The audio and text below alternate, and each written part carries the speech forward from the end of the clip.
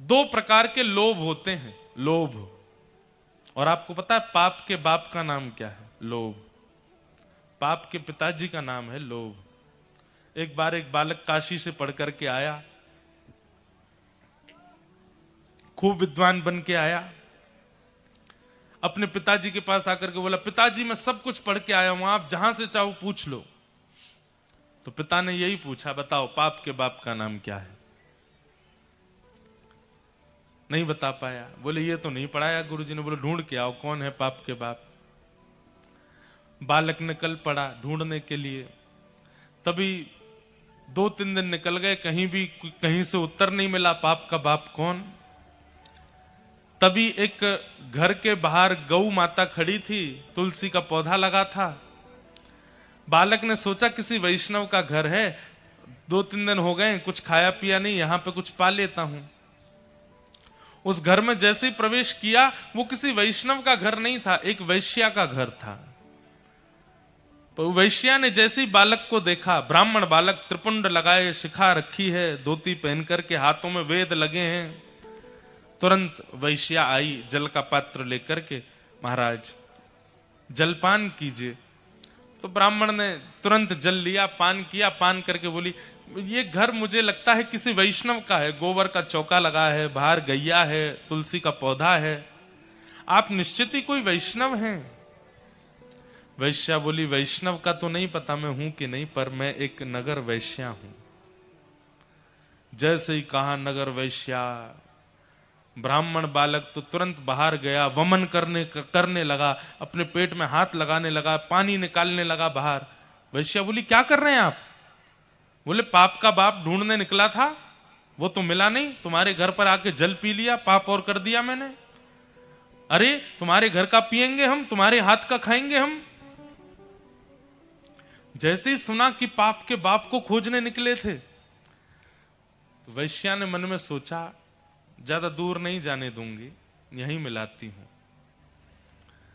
अब भगवान जल पी ही लिया है आपने, पाप तो हो ही गया आपसे, अब तो आपको जाना पड़ेगा, नदी स्नान करनी पड़ेगी, जनेऊ बदलनी पड़ेगी, पंचगव्य पान करना पड़ेगा, तभी आप शुद्ध होगे। ब्राह्मण बोले, और नहीं तो ये सब करना पड़ेगा तभी शुद्ध होऊंगा मैं। तो जब पाप हो ही गया है तो थोड़ा और कर लीजिए। बोले मतलब? बोले पानी पिया है, प्रसाद भी पा लीजिए मेरे घर का, एक साथ कर लीजिएगा प्रायश्चित उसका। आजकल का व्यक्ति होता तो कर भी लेता। वो आजकल के लोग ऐसे ही विचार करते हैं, हमको करना तो है ही, गंगा जी नहाना तो है, ये पाप और कर चलो। हरिद्वार तो जा ही रहे हैं, तो क्यों ना किसी के संग छल और कर लो, कल तो डुबकी लगानी ही है। इतनी विचारधारा वाले लोग भी होते हैं संसार में। ब्राह्मण बालक तो लाल वर्ण का हो गया उसका चेहरा, तुम कह कैसे सकती हो मुझसे, मैं तुम्हारे घर का भोजन करूंगा। वैश्या बोली, कितने दिन हो गए आपको घर से निकले? बोले 3 दिन हो गए। कुछ पाया? बोले नहीं पाया। अब पाप का बाप पता नहीं कल मिले, परसों मिले, कब मिलेगा, कब तक भूखे रहोगे आप, कुछ पा लीजिए। मैं कहीं और पालूंगा, तेरे घर का नहीं पाऊंगा। इतने दिन से आप अकेले घूम रहे हैं, आपके पास धन भी नहीं होगा, मेरे घर अगर आप प्रसाद पाएंगे तो मैं दक्षिणा में 5 सोने की मोहर आपको प्रदान करूंगी,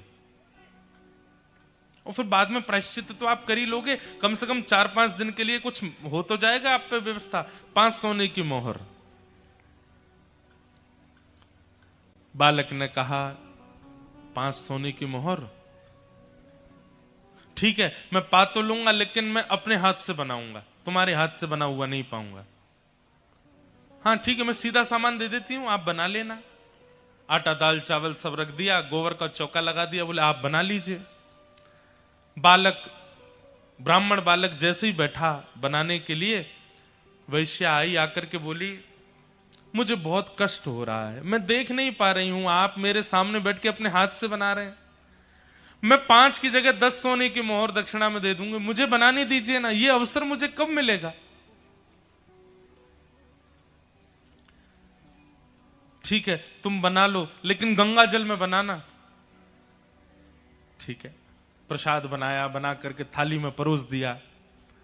ब्राह्मण जैसे ही पाने के लिए बैठे, वैश्या ने कहा, आपकी आज्ञा हो तो एक कवल मैं अपने हाथ से तोड़ के खिलाऊं आपको, अपने हाथ से। अब मुझ पर तो भूले भटके ही कृपा होगी आपकी, जानबूझ के तो आप मेरे घर आओगे नहीं, अब आ ही गए हो तो इतना भी मुझे सौभाग्य दे दो, एक ब्राह्मण को मैं अपने हाथ से खिलाऊं। ब्राह्मण बालक बोला, तुम कैसे सोच सकती हो, तुम्हारे हाथ से कैसे पाऊंगा मैं? अब मेरे घर का पानी नहीं पी सकते, भोजन नहीं कर सकते, मेरे हाथ का बना नहीं खा सकते, ये सब तो हो ही गया, तो मेरे हाथ से भी खा लो। ब्राह्मण बोले, बिल्कुल नहीं, 15 सोने की मोहर दूंगी दक्षिणा में, मेरे हाथ से पालो। ठीक है, एक कवल खिलाना, फिर बाद में मैं अपने आप खाऊंगा। बोला, हाँ ठीक है। एक कवल जैसे उठा के दिया, वैश्या ने कवल मुख में दे करके और एक हाथ घुमा करके दिया गाल पर, ताम्रवर्ण हो गया। क्या करती हो? बोले, पाप के बाप से मिलवा रही हूं आपको। पाप का बाप कैसे? आप मेरे घर का पानी पीते हैं? नहीं पीते। क्यों पिया? बोले, वो तो मैंने अनजाने में पिया। अनजाने में पिया तो फिर मेरे घर का भोजन क्यों किया? बोले, वो तुम्हारी बड़ी श्रद्धा थी। बोले, झूठ मत बोलिए, सोने की मोहर के कारण आपने किया। 5 सोने की मोहर के कारण मेरे घर का भोजन स्वीकार कर लिया, 10 सोने की मोहर के कारण मेरे हाथ का बना स्वीकार कर लिया, और 15 सोने की मोहर पर आप मेरे हाथ से खाने तक को राजी हो गए। अपने पिताजी को जाके बता दीजिए, पाप के बाप का नाम है लोभ। एक लोभ आपसे क्या क्या करवा देता है, ये आप खुद विचार करो। एक लोभ, सत्य बता रहे हैं बंधुओं हम आपको, लोभ के वशीभूत, लोभ के फलस्वरूप ही व्यक्ति जब अपना जीवन जीने लग जाता है, उस व्यक्ति से पाप बनेगा ही बनेगा। आप सागर क्यों जा रहे हैं? अगर कोई लोभ है उसके पीछे, आप पाप भी करोगे। सागर क्यों जा रहे हैं? बोले, कथा सुननी है और कोई लोभ नहीं है, कथा सुनानी है और कोई लोभ नहीं है, वार्ता करनी है और कोई लोभ नहीं है। लोभ विहीन होकर के जब क्रिया करोगे, पाप से भी बचोगे। लेकिन आपकी क्रिया के पीछे एक लोभ है। आपने विवाह भी लोभ के चक्कर में किया, आपने मित्रता भी लोभ के चक्कर में की, किसी के साथ संबंध भी लोभ के चक्कर में बनाया। किसी भी रूप में लोभ विद्यमान है, और लोभ का मतलब कारण। आपका स्वार्थ लाग करहि सब प्रीति, सुर नर मुनि जन की यह रीति। एक स्वार्थ यदि आपका उसके पीछे, स्वार्थ ही लोभ है, तो आपसे पाप बनेगा। बिना कारण, अकारण। लोभ रहित होकर के जब क्रिया होती है, तब वह पाप विमुक्त करती है। अगर लोभ युक्त होकर के हो, अब लोग गिरिराज जी की परिक्रमा लगाने जाते हैं, 22 किलोमीटर की परिक्रमा लगाते हुए लोगों से पूछो, भैया काय को आए हो परिक्रमा लगाने? अब बेटा की नौकरी नहीं लग रही, या हमारे लगाने आए हैं। लोभ। दूध क्यों चढ़ा रहे हैं शंकर जी पे? वो नहीं हो रहा है इसलिए चढ़ा रहे हैं। लोभ। और फिर लोभ तो स्वयं करते हैं, ठाकुर जी को लोभ और दे देते हैं, अगर मेरा ये काम बन गया तो मैं आपके लिए ये करवा दूंगा। ठाकुर जी कहते हैं, वारे लोभी, स्वयं भी लोभ करके आया और मुझे और लोभ दे के जा रहा है कि मेरा ही काम करवा दो तो मैं आपका ये कर दूंगा, आपके लिए सोने का छत्र चढ़ा दूंगा, आपका मंदिर का द्वार बनवा दूंगा। लोभ पाप का बाप है, उससे बचिए। ब्राह्मण ने तुरंत वैश्या के चरण पकड़े, मां मुझे क्षमा कर दो, मैंने केवल आपकी बात सुनकर के आपके आचरण पर और आपके चरित्र पर मैंने कुदृष्टि रखी, पर आप तो मेरी गुरु हो। आपने जो विद्यालय में 5 साल में नहीं सीख पाया मैं, वो आपने 15 मिनट में मुझे बता दिया। पाप का बाप कौन? लोभ। लोभ नहीं करना है। ठाकुर जी जब जीवन में आएंगे तो लोभ जाएगा, लोभ निकलेगा।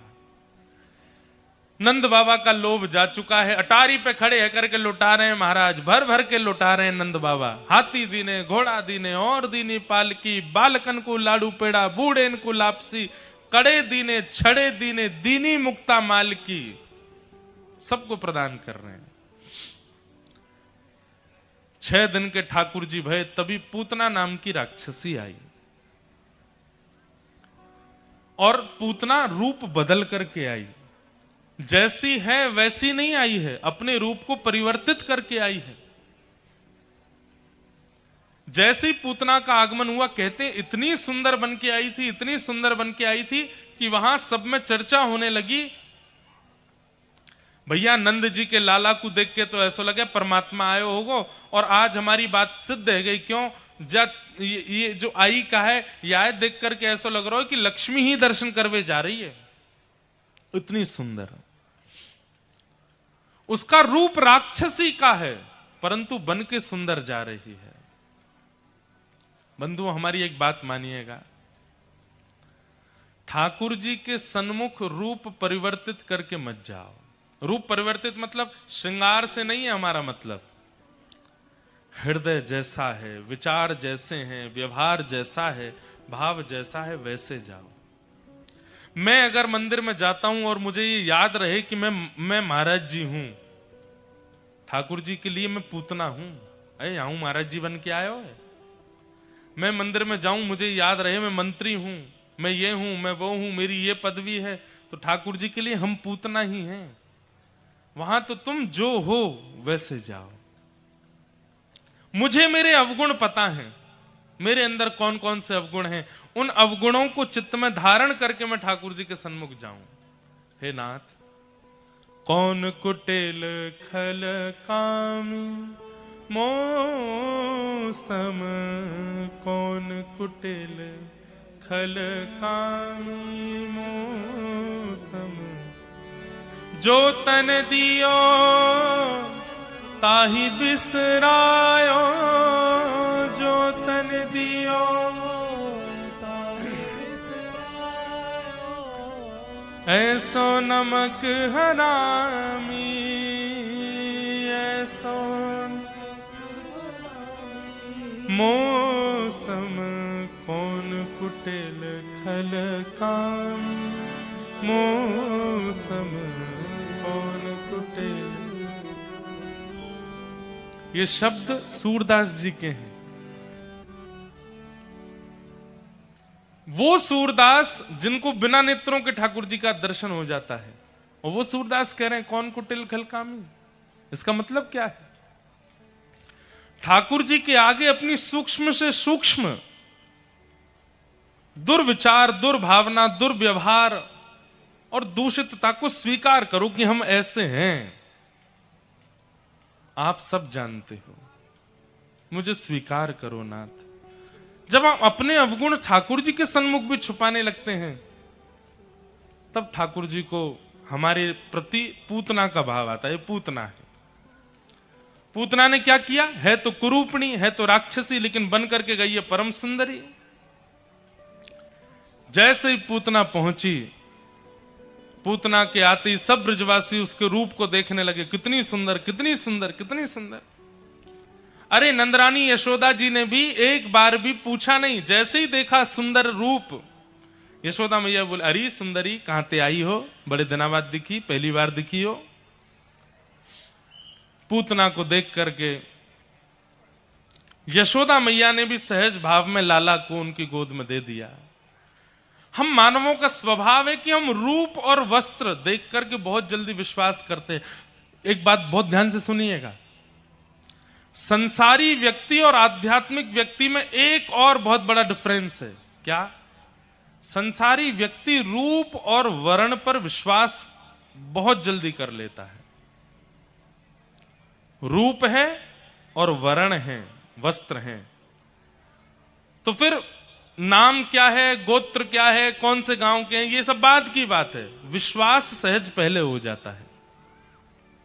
और आध्यात्मिक व्यक्ति का यह गुण है कि वो वर्ण और रूप को नहीं महत्वता देता। आप चाहे कितने भी रूपवान हो, कितने भी गुणवान हो, कितने भी बढ़िया वस्त्र पहने हैं, वो आपसे बैठ के 4 बातें जब तक नहीं कर लेगा तब तक आप पर भरोसा नहीं कर सकता। यह आध्यात्मिक व्यक्ति का लक्षण। संतों के पास बड़े बड़े सेलिब्रिटीज जाते हैं, बड़े बड़े लोग जाते हैं, पर उनके अंदर समत्व ही रहता है। वो विचलित नहीं हो जाते मेरी आपकी तरह किसी बड़े पदवी के व्यक्ति को देख करके। क्यों? आध्यात्म उन्हें बताता है कि पदवी बड़ी होना, रूप का सुंदर होना और वस्त्रों का बहुत बढ़िया होना, इसका मतलब जरूरी नहीं कि व्यक्ति का व्यक्तित्व अच्छा है।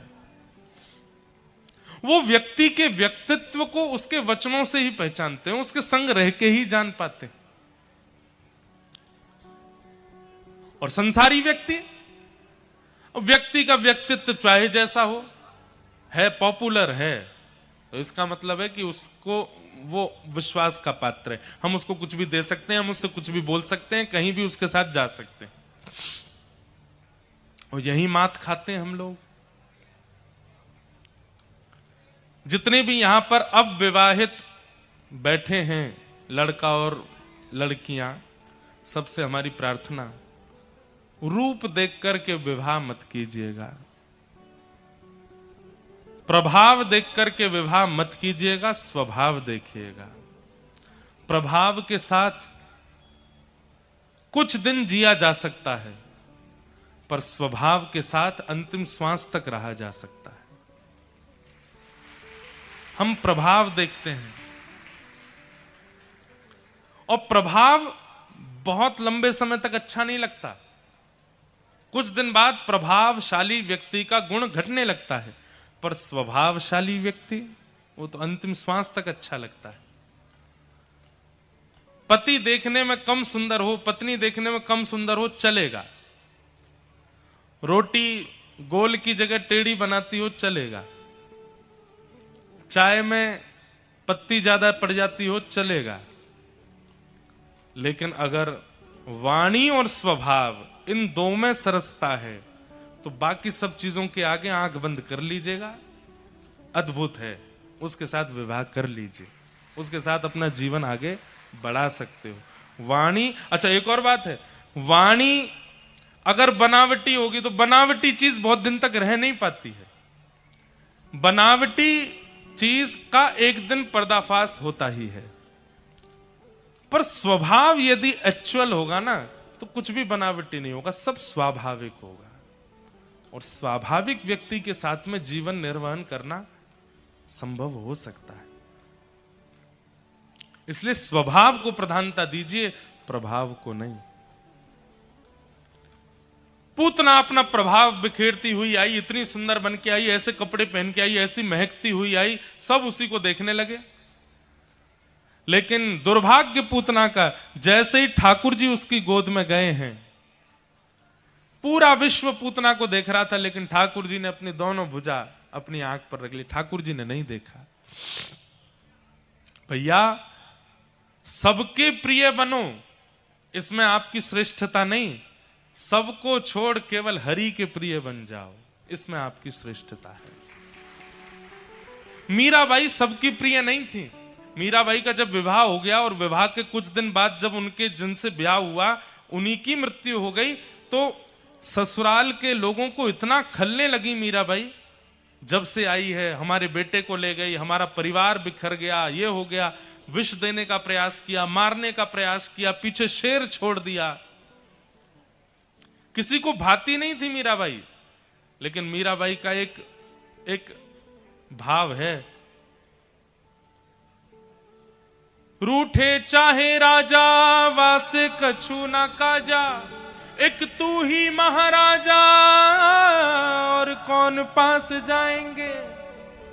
रूठे चाहे भाई वासे कछु ना भलाई, एक तू ही है सहाई और कौन को सराहेंगे। रूठे चाहे शत्रु और मित्र आठों याम, एक तेरे चरणन के नेह को निभाएंगे। जग सारा झूठा, एक तू ही है अनूठा, रूठ जाए चाहे सारा जग, पर तू ना रूठा चाहिए। आपसे भैया रूठ गए, मैया रूठ गई, पिताजी रूठ गए, पति रूठ गए, बच्चे रूठ गए, पत्नी रूठ गई। सबका रूठना मनाना चलता रहेगा, लेकिन किसी दिन ठाकुर जी रूठ गए तो, ठाकुर जी अगर रूठ गए तो फिर कौन बचाएगा आपको? महाभारत प्रसंग में जब कर्ण युद्ध के लिए जा रहा था और इंद्र ब्राह्मण का भेष बना करके आ गए कवच और कुंडल मांगने के लिए, बहुत बड़ी कथा है, विस्तार नहीं करूंगा। कर्ण तब तक नहीं मरेगा जब तक उसके पास उसके कवच और कुंडल हैं, क्योंकि वो एक सहस्त्र कवच नाम का राक्षस था जिसके 999 कवच काटे जा चुके हैं, एक कवच बचा था, तभी वो कर्ण बन के आया। अब जब तक उसके कवच कुंडल नहीं जाएंगे तब तक उसको नहीं मारा जा सकता। तब इंद्र ब्राह्मण का रूप बना करके आए और बीच युद्ध मैदान में कहने लगे भिक्षाम देही। तो कर्ण के सारथी ने कहा महाराज यहां भिक्षा मत दीजिएगा, मना कर दीजिए, अरे युद्ध भूमि है, कह दीजिए दान चाहिए तो युद्ध के बाद मिलना। कर्ण बोले मेरा स्वभाव है, मैं दानवीर हूं, मुझसे जब जहां जो दान मांगेगा मैं देता हूं।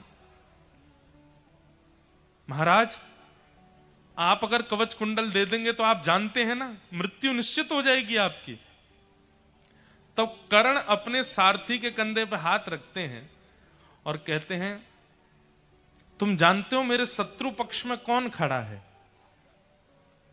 हां अर्जुन खड़ा है, युधिष्ठिर खड़ा है, भीम खड़ा है, नकुल सहदेव खड़े हैं? नहीं, अर्जुन के सारथी भगवान खड़े हैं। जब भगवान ही रूठ गए हैं तो कवच कुंडल मुझे कहां तक बचाएंगे? कोई नहीं बचा सकता। मैं कितना भी बड़ा दानवीर बन जाऊं, कितना भी बड़ा पराक्रमी बन जाऊं, भले ही कौरवों की सेना में भीष्म पितामह आ जाएं, भले ही महाभारत में लिखा है भीष्म पितामह कौन है? बोले तिमिंगिल मछली। तिमिंगिल मछली का मतलब पता है? एक तिमिंग नाम का पक्षी होता था किसी जमाने में, वो पक्षी अपने दोनों पंजों में हाथियों को लेकर उड़ जाता है आकाश में, तिमिंग पक्षी। और जब वो पक्षी दो हाथियों को पंजे में लेकर के आकाश में उड़ता है और समुद्र के ऊपर जाता है तो एक मछली मुंह खोल करके दो हाथी और पक्षी को तुरंत निगल जाती है, उसको तिमिंगिल मछली कहते हैं। भीष्म पितामह, कृपाचार्य, द्रोणाचार्य, इन सबको तिमिंगिल मछली कहा गया है महाभारत में। इनसे जीतना असंभव है। आज कर्ण कह रहे हैं भले ही कौरवों के पास में बड़ी बड़ी तिमिंगिल मछलियां हैं लेकिन फिर भी ये युद्ध हार जाएंगे। क्यों? क्योंकि रूठा बैठा हुआ परमात्मा है। परमात्मा रूठा है, हम महाभारत नहीं जीत पाएंगे। आप कौरवों की सेना को सामान्य मत समझिएगा। महाभारत तो सुनानी पड़ेगी हमको एक बार आपको बढ़िया से, तब आनंद आवेगा कि क्या है महाभारत, आपको पता चले। आपने आज तक सीरियलों में ही देखी है, आज तक आपने टीवी पे ही देखी है, मूल महाभारत तो पता ही नहीं है लोगों को कैसी है महाभारत। कर्ण कहता है हमारा जीतना असंभव है। क्यों? क्योंकि रूठे हुए पांडव नहीं, रूठा हुआ परमात्मा है। ठाकुर जी रूठ गए तो कहां जाएंगे हम? इसलिए भैया कोई रूठे कोई माने चिंता मत करो, बस ठाकुर जी नहीं रूठने चाहिए। व्यक्ति जब पदवी को प्राप्त कर लेता है ना तो सहज होना भूल जाता है। बहुत ध्यान से सुनिएगा। व्यक्ति जब पदवी को प्राप्त कर ले, व्यक्ति जब श्रेष्ठ हो जाता है तो सहज होना भूल जाता है। और जो व्यक्ति कुछ बनने के बाद सहज होना भूल जाए उसका पतन निश्चित है। और या फिर ऐसा कह लो कि वह व्यक्ति वास्तविक नहीं है, दिखावा है। अपनी सहजता का त्याग मत करो, चाहे आप धनवान बन जाओ, चाहे आप रूपवान बन जाओ, चाहे आप योग्य बन जाओ, सहज रहना सीखिए। परमात्मा श्री कृष्ण त्रिलोकीनाथ हैं, लेकिन व्रज में कैसी सहजता ठाकुर जी की। मैया उंगली पकड़वा के चलवावे लाला है और दहली पे ले जाके मैया के लाला अब या को लांग जा।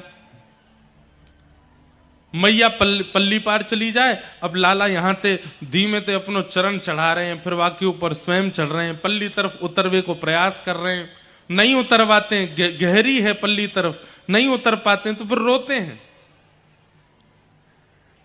नारद जी महाराज कहते हैं बताओ, कहां 2 पग से तीनों लोग नाप लिए थे बलि के यहां जाकर के, अब इनसे दहली नहीं लांगी जा रही है। प्रेम के कारण यहां ठाकुर जी सहजता प्रकट कर रहे हैं, परमात्मा होते हुए भी अपनी प्रभुता भूल गए हैं और ऐसी लीला कर रहे हैं। अब कैसी लीला कर रहे हैं? श्रृंगी गैयाओं के सींग पे जाके लटक जाते हैं। बैठी हुई है गैया, एक सींग पर ठाकुर जी लटक जाए, दूसरी सींग पर बलराम जी लटक जाएं, और दोनों भैया ऐसे ऐसे सींग करें, जैसी गैया खड़ी होवे सोई ठाकुर जी ऐसे लटक जाएं जैसे कोई पेड़ पे फल लटको हो। झूला बन गो, दाऊ दादा झूला बन गो, झूला बन गो। अब गैया जैसी खड़ी हुई तो झूला बन गए। अब यहां से वहां गैया डोले और ठाकुर जी पकड़ करके, महाराज वही झूला है ठाकुर जी को, तो उड़ रहे हैं ठाकुर जी यहां से वहां। लेकिन गैया भी आनंद ले ठाकुर जी के संग। रोज ठाकुर जी आ जाएं, सींग पे लटक जाएं। एक दिना ठाकुर जी ने कहा कियो, गैया ने मन में विचार कियो, ये रोज रोज आ जाएं, आज ने किनके संग आनंद तो करूं मैं। और कैसो आनंद कियो? गैया के सींगों में घी लगा रहता है, नंद बाबा रोज घी लगाते हैं, तो ठाकुर जी थोड़ी देर पकड़ पाते हैं, उसके बाद जैसे हाथ छूटने लगते हैं तो गैया अपने आप धीमी हो जाती है, बैठ जाती है, ठाकुर जी उतर जाते हैं। लेकिन आज गैया धीमी नहीं हुई और ना ही रुकी। अब ठाकुर जी के हाथ छूटवे वारे भय, ठाकुर जी कहें अरे गैया जल्दी रुक जा, देख हाथ छूटवे वारे, आज तो रुक का ही क्यों ना रही है, जल्दी रुक जा, मैं गिर जाऊंगा, मुझको लग जाएगी। गैया दौड़ के जावे और 9 लाख गौवंश का जहां गोबर का ढेर है वहां जाकर खड़ी है जाए। ठाकुर जी के यहां ले आइए, अब मैं गिर जाऊंगा, पूरा गोबर में सन जाऊंगा, मैं तो ना छोड़ रहा हूं। दाऊ दादा छोड़ियो मत, नीचे गोबर है, हम सबरे गोबर में है जाएंगे, मैया बहुत मारेगी फिर। गैया बोले आज कैसे ना गिरोगे। जोर जोर से गैया अपनी सींग घुमावे सो ठाकुर जी को हाथ छूट जाए, गले गले तक गोबर में जाके धस जाए। अब यशोदा, अब गोबर में कोई धस जाए, छोटे बालक निकल नहीं पाएंगे अपने आप, खूब सारा गोबर हो तो। एक तरफ दाऊ दादा धसे में, एक तरफ ठाकुर जी केवल मुख दिख रहा है। वहीं तो चिल्ला रहे मैया देख तेरी गैया ने मुंह को मारो। मैया दौड़ी दौड़ी आई, लाला तू कहां है? ठाकुर जी चिल्ला रहे हैं गोबर के ढेर में थे। मैया की दृष्टि नहीं जा रही गोबर की ओर, वहां कहीं को जाएगो। अरे मैया इतकू आ गोबर के पास, मैं यहां बैठा हूं। मैया ने जाए करके देखी तो महाराज गोबर के ढेर में मुखमंडल दिख रहा ठाकुर जी को। एक तो गोबर भी ने सांवरो सो, ठाकुर जी सांवरे दिख ही नहीं रहे मैया है। अरे लाला या गोबर में आके का खेल? मैया मैं ना खेलो, तेरी गैया ने गिर दियो मुझे यहाँ पे। अच्छा अब तो गंदो है गो, चल तो को नवाऊं। मैया ने जैसी बाहर निकाले, दूर मैया गोद में नहीं ले रही है लाला है, ऐसे दूर लेके चल रही है। ठाकुर जी बोले मैया तू ऐसे लटका के काहे को ले चल रही है, मुझको गोदी में ले ले। मैया बोली तो मैं गोबर लग रहा है, मैं हूं गंदी है जाऊंगी, दूर ही रह मोते। ठाकुर जी बोले अच्छा मैया मुंह को दूर कर रही है, अभी बताऊं तो। ठाकुर जी जोर जोर से रोने लगे। मैया बोली कहा भैया पतो ना कछु खागो मुकू। अरे कहाँ खागो, यहाँ पे खागो है। जैसे ही मैया ने देखवे के कहा ठाकुर जी नीचे किए, सोई ठाकुर जी लपक गए मैया से और खूब जोर से अंक में भर लिया। बोले अब तो लग गो सबरो गोबर। अब मैया अकेले ना नहाऊंगो, मैं और तू दोनों संग नामेंगे। और फिर यशोदा मैया के संग स्नान करते हैं, संगी अग्नि से खेलते हैं, चूल्हे की अग्नि लेके भागते हैं। भगवान के उधमों की चर्चा हो रही है। ठाकुर जी ने मधुर मधुर सब आनंद किए ब्रजमंडल में, गोपियों के संग खूब सुख पाया। तत्पश्चात एक दिन ठाकुर जी ने अपनी ही मैया की मटकी फोड़ दी। सो मैया ने पकड़ के लाला को ऊखल से बांधो। ऊखल से बंधे ठाकुर जी जैसे ही वृक्ष का स्पर्श किए, 2 वृक्ष टूट के गिरे। कुबेर के पुत्र नलकूवर और मणिग्रीव आए। बंधुओं आज की एक विशेष बात और सुनो। आज प्यारे गिरधर लाल जी 56 भोग पाने आ रहे हैं मंच पर। मुख्यमंत्री जी नहीं आ पाए, लेकिन पूरे विश्व के मुख्य विधाता आने वाले हैं थोड़ी देर में। तो आज गिरधर लाल जी का 56 भोग मनोरथ है। और एक बात और सुन लो, क्यों आ रहे हैं ठाकुर जी? ठाकुर जी अपने ब्याह को निमंत्रण देवे आ रहे हैं। 11 से 15 जनवरी इस बार हमारे प्यारे गिरधर लाल जी का विवाह उत्सव है।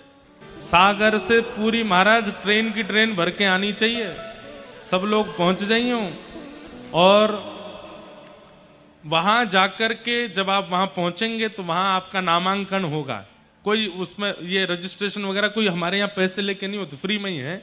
नामांकन किस लिए होगा कि वधू पक्ष के आए हो कि वर पक्ष के लिए आए हो, लाला वारे बन के आए हो कि लाली वारे बन के आए हो। तो फिर अगर आपने कही लाला वारे तो आपकी पोशाक, आपके पटकी, आपकी सब कुछ हमसे मैचिंग वाली होगी। और आप कहोगे नहीं हम तो वधु पक्ष के, तो जो बरसाने वाले पहनेंगे वो आपको पहनना पड़ेगा। तो वहां पर भी ऐसे ही पंडाल भी 2 बन रहे हैं, एक में वधु पक्ष बैठेगा, एक में। और महाराज पूरे दिन खींचातानी होएगी, हमारो लाला श्रेष्ठ है, हमारी लाडली श्रेष्ठ है, और ऐसे ही आनंद होएगा। संभवतः वर्षों बाद ब्रजमंडल पुनः श्री राधा कृष्ण विवाह का साक्षी बनेगा। 11 से 15 जनवरी हमारे ब्रज भूमि के जितने संत हैं, भारतवर्ष के जितने महापुरुष हैं, लगभग सब 4-4, 5-5 दिन के लिए वहां आ रहे हैं। बरसाना में इतना ऊधम आनंद होने वाला है। और आपको एक बात और बता दूं, बरसाने में कमरे नहीं बचे। अब जिनको भी आना है या तो नंदगाम रुकना पड़ेगा या गोवर्धन रुकना पड़ेगा। 11-12 किलोमीटर की दूरी पे ही मिलेंगे, क्योंकि बरसाना में सब पैक सोल्ड आउट हो चुका है। लेकिन फिर भी आप लोग आना, चाहे दूर से दौड़ दौड़ के रोज कथा में आना, लेकिन आना जरूर। हमारे प्यारे गिरधर लाल जी आज तो गिरधर लाल आएंगे। अगली बार जब सागर आएंगे तो इनका नाम बदल चुका होगा, इनका नाम होगा राधा गिरधर लाल, श्री राधा गिरधर लाल। ऐसे प्यारे लाल जी अभी थोड़ी देर में आने वाले हैं। गोवर्धन उत्सव हम लोग मनाएंगे। आज सुबह से ही इतना व्यस्त क्रम रहा, सुबह से आज दीक्षा का क्रम, फिर उसके बाद अब कथा का भी क्रम यहाँ है, रात्रि का भी एक क्रम है, तो सब पूर्ण करने हैं। हम लोग अब व्रज वृंदावन और गोवर्धन लीला की ओर चलेंगे। भगवान ने नलकुवर मणिग्रीव का उद्धार किया, दोनों ने भगवान की स्तुति गाई। वाणी गुणानुकथने श्रवणो कथायाम हस्तौ च कर्म सुमनस्तव पादयोर्न स्मृत्यां शिरस्तव निवास जगत् प्रणामे दृष्टि सतां दर्शनेस्तु भवत्तनूना। दोनों ने भगवान की स्तुति गाते हुए कहा कि हे नाथ, हमारी वाणी आपके गुणानुवाद गाए, नेत्र आपके दर्शन करें, कान आपकी कथा सुने, हाथ आपकी सेवा करें, चरण आपकी प्रदक्षिणा करें, बुद्धि आपको प्रणाम करे, मन आपका स्मरण करे, ऐसी हम पर कृपा कर दो। और अंत में बहुत अच्छी बात करते हैं, क्या? दृष्टि सताम दर्शनेस्तु भवत्तनु नाम। बहुत सुंदर बात है, ध्यान से सुनना। नलकुवर मणिग्रीव कहते हैं आंखें आपका दर्शन करें, कान आपको सुने, मुख आपकी गुणानुवाद गावे, माथा आपके चरणों में झुके, मन आपको याद करे। लेकिन कभी अगर आपके दर्शन करने में विलंब हो रहा हो, आपको हमारे सन्मुख आने में अगर दर्शन हो रहा विलंब हो रहा हो, तो तनु नाम, आपके जो तनु हैं, आपके जो पुत्र हैं, तनु मतलब बेटे, वो कौन है? बोले संत महापुरुष, कथा वक्ता, वैष्णव जन, इनके दर्शन मिल जाएं, इनकी वाणी सुनने को मिल जाए, इनके गुणानुवाद गाने को मिल जाए, इनके चरण छूने को मिल जाए। नाथ, ये कृपा हम पर करो। या तो आपका सब कुछ मिल जाए, और आपसे मिलने में यदि विलंब हो रहा हो तो आपके तनु यानी कि संत महापुरुष वैष्णव जनों के दर्शन प्राप्त हो जाएं, ऐसी कृपा हम पर कर दो। नलकुवर मणिग्रीव ने भगवान की स्तुति गाई। तत्पश्चात ठाकुर जी 2 वृक्ष गिर पड़े ठाकुर जी के दोनों तरफ। तब तक तो आवाज नहीं आई। जैसे ही नलकुवर मणिग्रीव वहां से गए, जोर की वृक्ष गिरने की आवाज हुई। सब ब्रजवासी दौड़े, देखा ठाकुर जी के दोनों तरफ वृक्ष पड़े हैं। ब्रजवासियों ने नंद बाबा से प्रार्थना की, बाबा अब यहां से चलो, अब गोकुल सुरक्षित नहीं है। और सब ब्रजवासियों को लेकर के नंद बाबा ठाकुर जी के सहित वृंदावन आ गए। वृंदावनम वनम वृंदावनम नाम पशव्यम नवकाननम गोप गोपी गवाम सेव्यम पुण्याद्रि तृणविरुधम। बंधुओं, श्री वृंदावन ब्रह्मा जी ने नहीं बनाया, श्री वृंदावन विश्वकर्मा ने नहीं बनाया, श्री वृंदावन भगवान ने भी नहीं बनाया। वृंदावन की संरचना हमारी किशोरी जी ने की है। इसीलिए हम गाते हैं, श्यामा हृदय कमल सो प्रगट्यो। और जब किशोरी जी के हृदय कमल से प्रकट हुआ तो क्या हुआ? बोले श्याम हृदय को भाए, ठाकुर जी को भा गया। कौन? बोले वृंदावन प्यारो वृंदावन। वृंदावन किशोरी जी ने बनाया है, इसलिए वृंदावन में प्रवेश बिना किशोरी जी की कृपा के नहीं हो सकता। बिना किशोरी जी की आज्ञा के वृंदावन की ओर हम जा भी नहीं सकते हैं। श्री लाडली जी कृपा करती हैं तब वृंदावन की प्राप्ति होती है। ऐसे वृंदावन में ठाकुर जी पहुंच गए। वहां जाते ही ठाकुर जी ने अघासुर नाम के एक राक्षस का वध किया। अघासुर का वध किया। अघासुर का वध करने के बाद ठाकुर जी अपनी लीला कर रहे थे, तो ये बात ब्रजवासियों ने सब जाकर के 1 वर्ष बाद बताई। क्यों? क्योंकि ब्रह्मा जी भगवान के ग्वाल बालों का हरण करके चले गए। एक बात ध्यान से सुनो, ठाकुर जी की लीला पर आज भी कई लोगों को संशय हो जाता है। कोई बड़ी बात नहीं है ये। जब ठाकुर जी लीला कर रहे थे तब इंद्र को भी संशय हुआ, ब्रह्मा जी को भी संशय हुआ। ये तो देवता हैं, जब इनको संशय हो सकता है तो आज अगर हमको हो जाए तो कोई बड़ी बात नहीं। आज की डेट में लोग कई ठाकुर जी की लीलाओं पर प्रश्न उठा देते हैं, ठाकुर जी के अवतारों पर प्रश्न उठा देते हैं। हम लोग फिर कहते हैं बताओ कैसा युग आ गया, कैसे लोग हैं, ठाकुर जी पे प्रश्न उठा रहे हैं। युग तो खराब हो ही गया, परंतु ये होना कोई बड़ी बात नहीं है। ये उस समय भी हुआ था, और उस समय तो ब्रह्मा इंद्र आदि के द्वारा हुआ कि ठाकुर जी पर प्रश्न उठाया गया। क्या बात हुई? भगवान वन भोज कर रहे थे, पिकनिक मना रहे थे ग्वाल वालों के साथ। कैसे? विभ्रद वेणुम जठर पटयो श्रांग वेत्रे चकच्छे वामे पाणे मृषण कवलम तत्फलम लांगुलीषु तिष्ठन् मध्ये स्वपर स्वहितो हासयन् नर्मभिस्वे स्वर्गे लोके मिशति विभुजे यज्ञ भुक् बाल केली। भगवान खेल रहे हैं ग्वाल बालों के साथ, और तभी खेलते खेलते ठाकुर जी को भूख लगी आई। और बीच में ठाकुर जी बैठे, चारों तरफ सब सखा बैठे। कैसे पा रहे हैं ठाकुर जी? एक बगल में तो अपनी वंशी दवाई है, एक बगल में अपनी श्रृंगी दवाई है, हाथ में बीच में चटनी है, उंगलियों के बीच में अलग अलग अचार हैं, एक हाथ में रोटी का कवल लेके एक अचार खाते हैं, फिर रोटी खाते हैं, फिर चटनी खाते हैं, फिर रोटी खाते हैं। फिर किसी ग्वाला से कहते हैं तू का बना के लायो? लाला मैं तो बैगन को साग लायो, मुकु खवा। तू का बना के लायो? मैं तो आलू को झोल लायो, मुकु खवा। सबके हाथ से ठाकुर जी पा रहे हैं। आहा, आज दधी मीठो मदन गोपाल, आज दधी मीठो मदन गोपाल। ठाकुर जी अपने हाथ से सबको दही बांट रहे हैं। बहुत ध्यान से सुनना। अब तो महाराज ग्वाल बालों में होड़ लगी, हम लेंगे हम लेंगे हम लेंगे। जैसे ही ठाकुर जी बांटने लगे, सब ग्वाला हाथ से दही ले ले करके चले गए, पर कुछ ग्वाला जो पीछे खड़े थे उनको दही नहीं मिल पाया। कल भी यहां पे दधी काना हुआ, आगे के लोग सब सन गए, पीछे वाले नेक नेक है गए, सब पीछे वाले तो भाग ही गए। कि हम पे कहीं पड़ नहीं जाए, नहानो पड़ेगा घर जाके। पर भैया वास्तव में जो प्रसाद में रह जाते हैं ना, कभी कभी दर्शन में रह जाते हैं, प्रसाद में रह जाते हैं, कुछ पाने में रह जाते हैं, चाहते तो थे कि हमें मिले पर रह गए, चिंता नहीं करो, ठाकुर जी ने उनके लिए प्रसाद की व्यवस्था उनके घर ही भिजवा देंगे, कुछ ना कुछ करके उनको करवाएंगे कृपा। ठाकुर जी करते हैं ऐसा। ठाकुर जी सबको दही मिल गया, अब पीछे जो खड़े थे वो रोने लगे, हमें तो मिलो नहीं। ठाकुर जी बोले तुम सब चिंता मत करो, तुम्हारे लिए मेरे पास अद्भुत है। बोले क्या?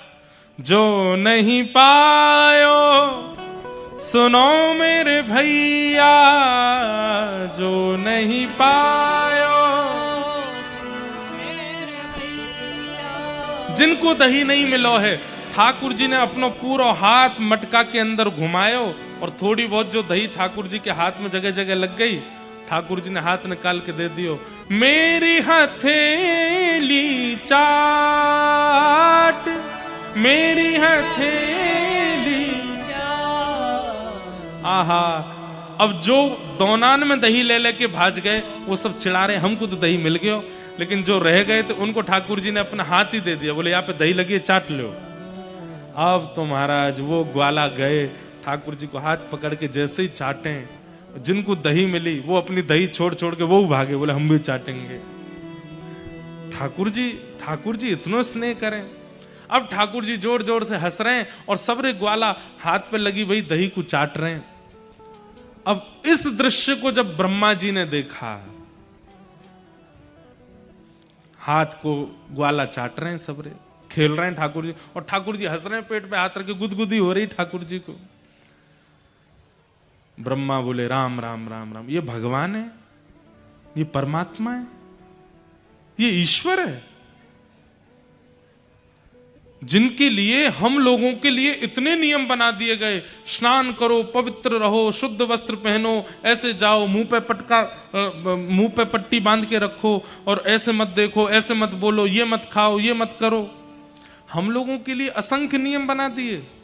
और ये ग्वाला गैया चराने वाले नहाते नहीं, 2-2 दिन तक गोबर में पड़े रहते हैं, इनसे अपना हाथ चटवा रहा है ये बालक, इसको हम भगवान मानेंगे? ये परमात्मा नहीं हो सकता। और ब्रह्मा जी को संशय हो गया ठाकुर जी पर। सोचिए, हम तो मानव हैं, वो ब्रह्मा हैं जिसने हमको बनाया। जब उनको संशय हो सकता है ठाकुर जी की लीला पे, तो हम कौन हैं? संशय हो गया। उसने कहा अब मैं मजा चकाऊंगा, ये बालक बहुत दिनों से बहलूपिया भगवान बनकर के हम लोगों से पूजा करवा रहा है, इसको बताता हूं मैं। और जैसे ही ठाकुर जी अपना हाथ धोने के लिए जमुना जी गए। अच्छा एक बात, भागवत जी में इतना सुंदर वर्णन है, ठाकुर जी जमुना जी का जल कैसे पीते हैं। ठाकुर जी अंजलि में लेके नहीं पीते। एक जगह वर्णन आता है कि जैसे बछड़ा बछिया जल पीते हैं। बछड़ा बछिया कैसे जल पीते हैं? अपना मुख जमुना जी में डुबो करके और फिर ऐसे मुंह चला के पीते हैं।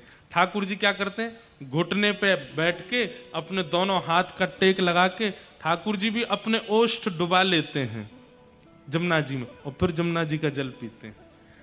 गैया बछड़ा बछिया जैसे जल पीती हैं, वैसे ही ठाकुर जी जल पीते हैं जमुना जी का। आप मत पीने लगना, आपके लिए तो भैया वो पूजनीय है, आप तो उनकी पूजा करो, वंदन करो। आपके लिए नहीं बता रहा हूं मैं, ठाकुर जी के लिए बता रहा हूं। और कई बार तो बछड़ा बछियाओं के संग ही जल पीते हैं ठाकुर जी, लेकिन उसमें रूप कैसा होता है? बछड़ा बछिया लाइन से इधर है, सबसे आगे ठाकुर जी। तो ठाकुर जी अपना मुख जैसे ही जमुना जी में डालते हैं, जमुना जी मुख का स्पर्श करती, अधर का स्पर्श करके बहती हुई आगे जाती है, और सब बछड़ा बछिया उसी अधरामृत का पान करते हैं। ये तो कोई चित्रकला बनाना जानता हो उसके लिए ये एक भावना है।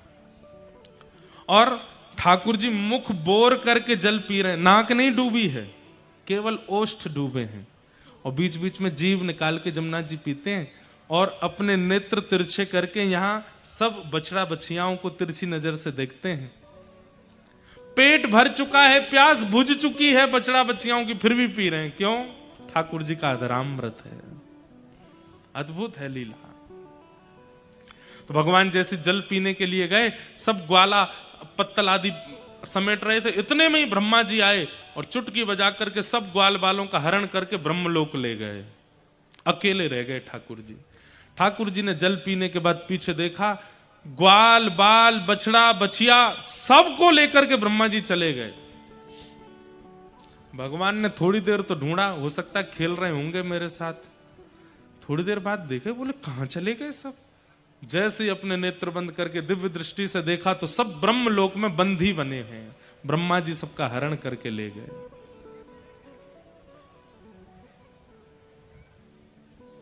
ठाकुर जी बोले, ब्रह्मा मेरी लीला पे संशय हो रहा है, मुझ पे संशय हो रहा है, तो मेरा हरण करके दिखाता, मेरे ग्वाल बालों का हरण किया। बंधुओं, एक बात निश्चित मान लीजिए, ठाकुर जी को अपने भक्तों के प्रति कोई कष्ट सहन नहीं होता। ठाकुर जी से सहन नहीं हुआ। जितने ग्वाल बाल थे सब ठाकुर जी ने अपने रूप से प्रकट कर दिए।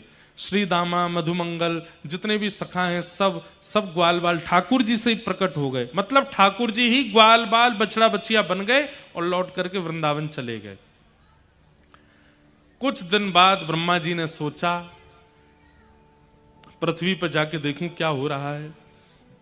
वो भेलूपिया कृष्ण रो रहा होगा ग्वाल बालों की याद में, अपने आप को भगवान मानता है। ब्रह्मा जी ने जैसे नीचे आकर के देखा तो जितने ग्वाल बाल ब्रह्मलोक में थे सब नीचे भी घूम रहे थे। वैसे ही खेल रहे हैं, वैसे ही नाच रहे हैं, वैसे ही गा रहे हैं, वैसे ही आनंद कर रहे हैं। ब्रह्मा जी बोले, ये हो ही नहीं सकता। एक बार मैंने जिसको बनाया और उसका हरण मैंने कर लिया, तो मेरे अलावा दूसरा उसी की कॉपी और कोई बना नहीं सकता। जो ब्रह्मलोक में है वो पृथ्वी पर कहां से आ गए। अब ब्रह्मा को लगा कि नहीं, ये तो परमात्मा ही है।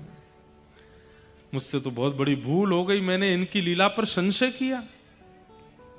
इसलिए संशय करने वाले सुन लीजिए, ठाकुर जी की लीला पर जिज्ञासा होनी चाहिए, आपके मन में प्रश्न उठना चाहिए, पर संशय नहीं होना चाहिए। संशय का मतलब क्या होता है? संशय मतलब प्रमाण के बाद भी ना मानना कि ये परमात्मा, ये संशय है। संशय मतलब शक। ठाकुर जी पर संशय मत करो। आप जिज्ञासा कर सकते हैं, प्रश्न कर सकते हैं, पर संशय नहीं। संशय करेंगे तो क्या होगा, सुनिए। ब्रह्मा जी ने जैसे देखा सारे ग्वाल बाल नीचे हैं, ब्रह्मा जी बोले तो बहुत बड़ी गलती हो गई। दिव्य दृष्टि से देखा तो ग्वाल बाल नहीं थे, सब कृष्ण ही घूम रहे थे पृथ्वी पर ग्वाल बाल बन के। समझ गए ये तो परमात्मा है। अब मुझे क्षमा मांगनी चाहिए, पर खाली हाथ क्षमा नहीं मांगूंगा। ग्वाल बालों को ब्रह्मलोक से ले आता हूं, उनको अर्पित करके फिर क्षमा मांग लूंगा। लेकिन ब्रह्मा जी को लगता है वही ब्रह्मा है, भगवान उनसे भी बड़े ब्रह्मा हैं। ब्रह्मा जी तो नीचे आए, ठाकुर जी ब्रह्मा का रूप धारण करके ऊपर चले गए और ब्रह्मलोक में जाके कह दिया, आजकल भेलूपिया बहुत घूम रहे हैं, हम जैसा कोई और दिखे तो भगा देना। और स्वयं जाकर के ब्रह्मलोक की पदवी पर जाके बैठ गए ठाकुर जी। अब असली ब्रह्मा ऊपर गए। जैसे ही ब्रह्मा जी ऊपर पहुंचे, द्वार बालों ने द्वार ही नहीं खोले। ब्रह्मा जी बोले, द्वार खोलो जल्दी, क्या कर रहे हो, इतनी देर लगा रहे हो। द्वारपाल आए, बोले तुम कौन? बोले मुझसे पूछते हो मैं कौन, मुझे नहीं जानते तुम? देखो अभी मेरा दिमाग ठीक नहीं है, जल्दी द्वार खोलो, मुझे एक काम करना है, ग्वाल बालों को लेकर नीचे जाना है, मेरे कार्य में विघ्न मत डालो। द्वारपाल बोले नहीं तो? बोले नहीं तो मैं ब्रह्मा हूं, भ्रकुटी टेढ़ी कर दूंगा, नष्ट हो जाओगे तुम। द्वारपाल बोले एक मिनट रुको, भीतर गए, डंडा निकाल के लाए। बोले भागते हो कि हम बताएं अभी? ब्रह्मा जी बोले तुम लोगों का ऐसा मेरे प्रति व्यवहार क्यों? मैं ब्रह्मा हूं, तुम्हारा विधाता हूं। द्वारपाल बोले तू विधाता नहीं है, तू भेलूपिया है, विधाता तो भीतर बैठे। ब्रह्मा जी भीतर बैठे और उन्होंने आते ही बताया था कि भेलूपिया आएगा, उसको भगा देना। ब्रह्मा जी बोले जो दूसरे ग्वाल बाल बना सकता है वो ब्रह्मा भी तो बन सकता है, वही बैठे होंगे अंदर। ब्रह्मा जी ने कान पकड़ के कहा, मैं ही नकली ब्रह्मा हूं, मैं स्वीकार करता हूं कि मैं नकली हूं, मैं चला जाऊंगा, पर एक बार असली ब्रह्मा से मुझे मिलवा दो। रुको पूछ के आते हैं। भीतर जाके भगवान से पूछा, भगवान ब्रह्मा बने बैठे थे। बोले वो नकली ब्रह्मा आया है, बोले बुला के लाओ। ब्रह्मा जी जैसे भीतर गए, कमल आसन, कमल पर विराजते हैं ब्रह्मा जी। कमल अंतर ध्यान हो गया, शेषनाग प्रकट हो गया, ब्रह्मा जी अंतर ध्यान हो गए, शंख चक्र गदा पद्मधारी नारायण प्रकट हो गए। और प्रकट होकर के बोले, ब्रह्मा ये तुमने अच्छा नहीं किया, मैं लीला कर रहा हूं ब्रजवासियों के साथ, ये मेरा प्रेम है कि मैं प्रेम के अधीन होकर के सारे नियम भूल जाता हूं, और तुम मुझ पे संशय कर रहे हो। संशय किया कोई बात नहीं, लेकिन मेरे ग्वाल बालों का तुमने हरण कर लिया, ये बहुत बड़ा अपराध किया ब्रह्मा, तुमको मैं कभी क्षमा नहीं करूंगा। ब्रह्मा जी ने खूब सुंदर स्तुति गाई, लेकिन भगवान ने क्षमा नहीं किया। और भगवान वहां से ग्वाल बालों को लेकर के वापस आ गए। वृंदावन में आकर के भगवान ने मधुर मधुर कुछ लीलाएं की, मैया से लड़न लगे। मैया से बोले, मैया अब छोटी गैया नहीं चराऊंगा, अब तो मैं बड़ी बड़ी गैया चराऊंगा। मैया ने गर्गाचार्य जी सांडिल्य मुनि को बुलाया, बोले मुहूर्त देख लीजिए। सांडिल्य मुनि बोले, मैया तुम्हारो लाला मुहूर्त देख के ही रोवे, आज ही सबसे बढ़िया मुहूर्त है। बोले कहा? बोले आज गोपाष्टमी है, आज गैयाओं का प्रादुर्भाव दिवस है, आज ही लाला को तिलक करो। और ठाकुर जी का तिलक करके ठाकुर जी का नाम आज गोपाल हुआ, और श्री ठाकुर जी पहली बार गैया चरावे गए। गौ चारण लीला हुई। तत्पश्चात 2 बार अग्नि लगी, दोनों बार भगवान अग्नि का पान कर गए। वेणु गीत की कथा आती है, बहुत सुंदर है वेणु गीत, सबको प्रणाम मात्र करते हैं। आगे भगवान ने मथुरा की गोपियों के ऊपर कृपा की।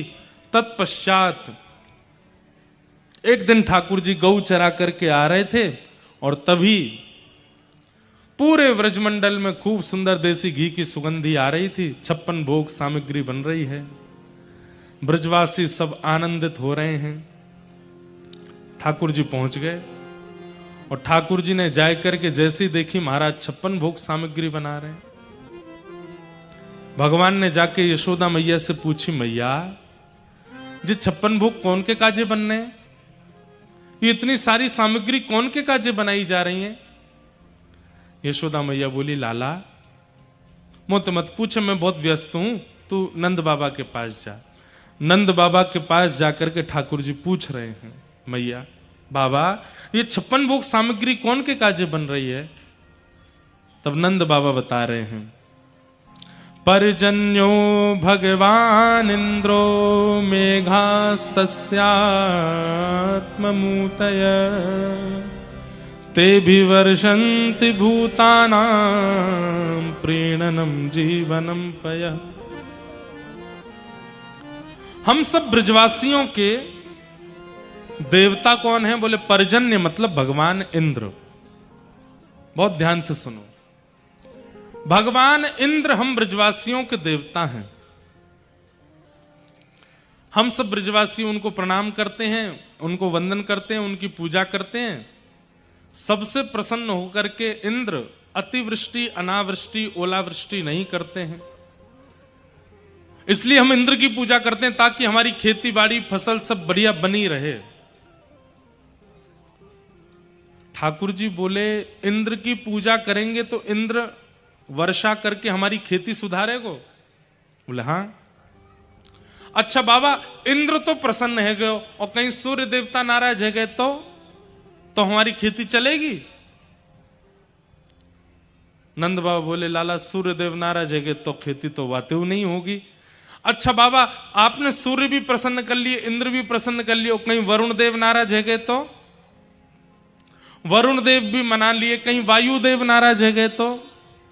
बाबा अगर मैं गिनती करा तो जाऊंगा तो 33 कोटि देवता हैं और 33 कोटि देवता अगर नाराज है गए, एक भी नाराज है गए तो आपकी खेती नहीं है पाएगी, क्योंकि ये सब देवता किसी ना किसी कार्य की सिद्धि करते हैं।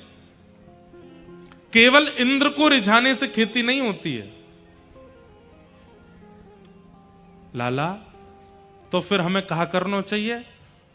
बोले पेड़ हरो भरो करनो है तो जड़ में पानी डारो। ऐसे ही 33 कोटि देवता प्रसन्न करने हैं तो इनके मूल आधार, इनकी मूल जड़ नारायण है। नारायण यदि तृप्त हो गए तो सब तृप्त हो जाएंगे। और वही नारायण हमारे ब्रजमंडल में गोवर्धन नाथ के रूप में विराजमान है। चलो सब गोवर्धन पूजवे के काजी। कितने बरस के हैं ठाकुर जी? 7 बरस के। अब 7 बरस का बालक यदि कोई ऐसी बात करे, कोई मानेगा? कोई नहीं मानेगा। किसी ने नहीं मानी। लाला तू आजकल को बालक और हमको आके समझाएगा कि इंद्र की पूजा करें हम, कि गोवर्धन की पूजा करें? ठाकुर जी बोले मैं रोक नहीं रहे हो आपको, आप चाहो तो इंद्र की पूजा करो, पर मैं अपनो अगलो दल बनाऊंगो। जिनको गिरिराज जी की पूजा करनी हो, जिनको 33 कोटि देवता प्रसन्न करने हो, वो मेरे पास आ जाओ। ठाकुर जी कोने जाके खड़े हुए तो जितने छोटे छोटे ग्वाल बाल थे सब ठाकुर जी की तरफ, कुछ गोपियां ठाकुर जी की तरफ, कुछ बड़े बुजुर्ग भी ठाकुर जी की तरफ, लेकिन युवा जितने भी थे वो सब ठाकुर जी की तरफ चले गए। बूढ़े बुजुर्ग जो वर्षों से पूजा करते आए इंद्र की, उन्होंने की अब हम क्या करें? बोले या बार लाला की बात मान करके इंद्र की पूजा कर लो। बूढ़े बुजुर्गों ने कहा, बोले लाला इंद्र की पूजा अगर हम करेंगे तो हमें कहां मिलेगा? ठाकुर जी बोले तुमने कभी इंद्र के दर्शन किए? बोले नहीं किए। बोले अगर तुम मेरे गिरिराज बाबा की पूजा करोगे, गिरिराज बाबा प्रकट होके दर्शन देंगे। जैसे ही सुनी देवता प्रकट है के दर्शन देंगे, तुरंत सब ब्रजवासी राजी है गए। बोले लाला फिर तो हम चलेंगे। और सब ब्रजवासी अपने अपने घर से 56 भोग सामग्री बैलगाड़ी में सजाए करके महाराज श्री गिरिराज जी की ओर जा रहे। तो ठाकुर जी जीवन में आएंगे तो क्या होगा? सबसे पहला संग्रह का मन नहीं होगा, लुटाने का मन होगा। ठाकुर जी जीवन में आएंगे तो क्या होगा? दोष दिखने बंद होंगे, गुण दिखने प्रारंभ होंगे। ठाकुर जी जीवन में आएंगे तो क्या होगा? कौन कोई चिल्ला रहे हैं वहां पे? उनको कह दो धीरे बोलें थोड़े। ठाकुर जी जीवन में आएंगे तो क्या होगा? मौन रहना प्रारंभ कर दोगे। और एक अंतिम बात बता दूं, ठाकुर जी जीवन में आएंगे तो क्या होगा? नेत्र अत्याधिक सजल ही रहेंगे, नेत्र सूखे नहीं रहेंगे। उनसे जल की वृष्टि छोटे, मतलब किसी व्यक्ति की सामान्य प्रेम बात भी अगर आपने सुन ली, छोटे छोटे बालक ने आकर के ये भी कह दिया मैं तो रात में मां को याद कर रहा था, आप उतना सुन के रो जाओगे। भावुकता चित्त में बहुत ज्यादा आ जाएगी। किसी की सहज वार्ता, किसी के सहज व्यवहार, सहज भाव को सुनकर के आपको रुदन हो जाएगा। समझ जाओ ठाकुर जी जीवन में आ गए। आप कहेंगे महाराज जी ये सब कहां लिखा है? स्वयं ठाकुर जी बता रहे हैं। वाग्गदगदा द्रवते यस्य चित्तम रुदत्य भीक्षणम हसति क्वचिच्च विलज्ज उद्गायत नृत्यते च मद्भक्ति युक्तो भुवनम पुनातु। वाग गदगदा, जिसकी वाणी मेरे गुणानुवाद गाते गाते गदगद हो जाती हो। द्रवते यस्य चित्तम, जिसका हृदय बहुत द्रवित रहता हो, और इतना द्रवित होता हो कि किसी अन्य की सीधेपन, भोलेपन या सहज वार्ता पर उसके नेत्रों से अश्रुपात होने लग जाता हो। सामान्य सी बात पर हंसी आ जाती हो, मतलब कोई बहुत बड़ा जोक मारने की जरूरत नहीं है, सामान्य सी बात कह दो वो हंस जाते हैं, मुस्कुरा जाते हैं।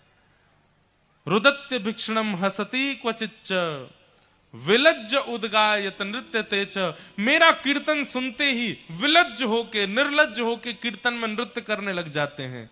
मद भक्ति युक्तो, मेरे भक्ति से युक्त है।